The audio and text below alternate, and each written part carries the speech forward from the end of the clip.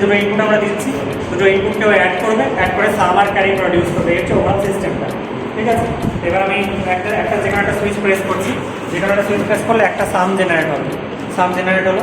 এবার এটাকে আমি আনপ্রেস করে দিচ্ছি, আর একটা সুইচ জেনারেট করছি, মানে লজিক 1 দিচ্ছি, 1 0 কম্বিনেশন দিচ্ছি।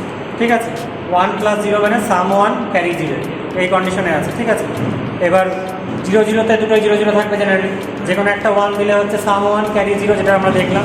এবার দুটোই যদি 1 দিই, 1 + 1 মানে হচ্ছে সামটা 0 বাট ক্যারি ইজ 1। ঠিক আছে, এবার দুটোই আমি অন করে দিচ্ছি, সামটা 0 ক্যারিটা 1। এই সিস্টেমটা, এটা হচ্ছে ব্ল্যাক বক্স।